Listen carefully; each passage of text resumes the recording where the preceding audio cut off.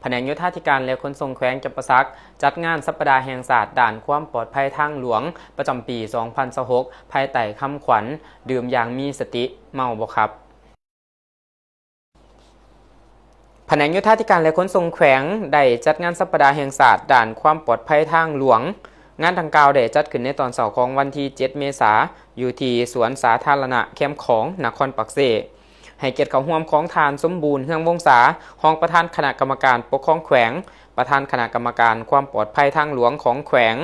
ทานประดิษฐ์วรรณรัศมีหัวหน้าคณะโฆษณาอุปมแขวงทานปริญญาเอกสิทธิพรบุติวงศ์หัวหน้าแผนกโยธาธิการและขนส่งแขวงรองประธานคณะกรรมการความปลอดภัยทางหลวงของแขวงมีคณะนำของแขวงแผนกการนักศึกษาและมวลชนเขาร่วม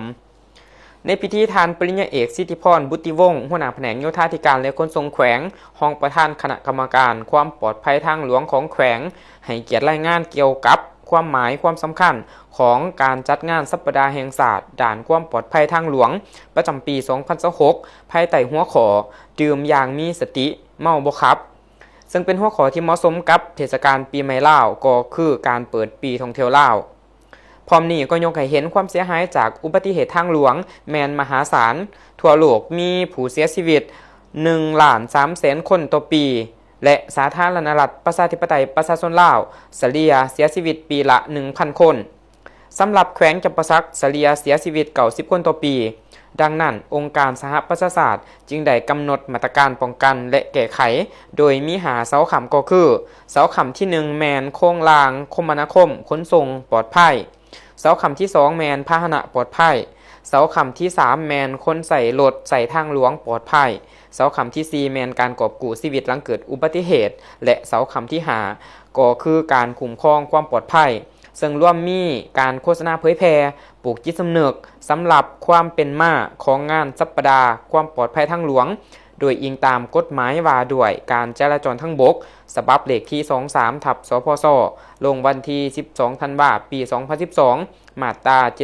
78 สัปดาห์แห่งศาสตร์ด่านความปลอดภัยทางหลวงได้กำหนดเอา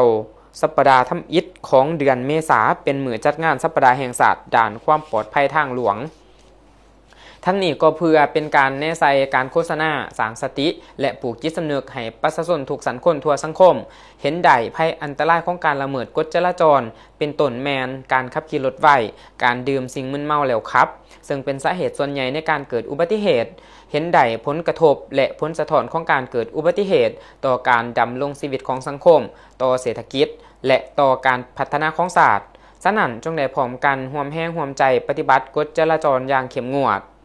จากนั้นคณะผู้แทนที่เขาร่วมภายในงานก็ได้ร่วมกันตัดแถบผาปล่อยป่ายคำขวัญและร่วมยางมาราธอนเพื่อสุขภาพและระยะทาง 1.5 กิโลเมตร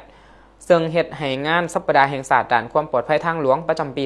2026 ภายใต้คำขวัญดื่มอย่างมีสติเมาบ่ขับเต็มไปด้วยความหมายความสำคัญและมีบรรยากาศฟดฟื้น